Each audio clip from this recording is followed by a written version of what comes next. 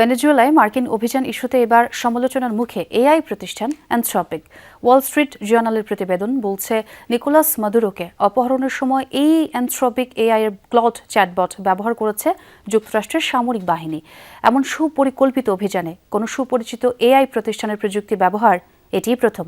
তবে অ্যানথ্রপিকের নীতিমালা অনুসারে কোনো হিংসাত্মক কাজে কিংবা অস্ত্র তৈরি ও নজরদারিতে এই প্রযুক্তি ব্যবহার নিষিদ্ধ। নির্মাণে নাম্বার 1 শাহ সিমেন্ট।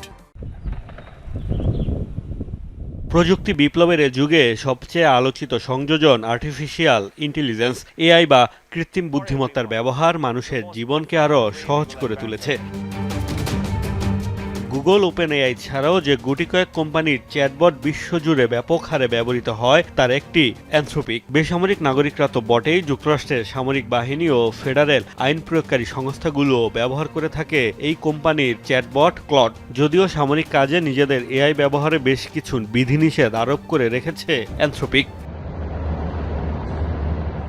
গত জানুয়ারিতে আকস্মিক অভিযানে ভেনেজুয়েলার প্রেসিডেন্ট নিকোলাস মাদুরোকে অপহরণের সময় ব্যাপক হত্যাযজ্ঞ চালায় যুক্তরাষ্ট্রের সামরিক বাহিনী। ওয়াল স্ট্রিট জার্নালের এক অনুসন্ধানী প্রতিবেদন বলছে, শতাধিক প্রাণহানির সেই অভিযানে অ্যানথ্রপিকের কৃত্রিম বুদ্ধিমত্তার সাহায্য নিয়েছে মার্কিনীরা। অ্যানথ্রপিকের অংশীদার প্রতিষ্ঠান প্যালান্টির টেকনোলজিসের মাধ্যমে ক্লড চ্যাটবট ব্যবহার করেছে তারা। বলা হচ্ছে, এ ধরনের অভিযানে সুপরিচিত কোনো এআই প্রতিষ্ঠানের প্রযুক্তি ব্যবহারের ঘটনা এটি প্রথম। তবে কী কাজে এআই ব্যবহার করা হয়েছে সেটি স্পষ্ট নয়।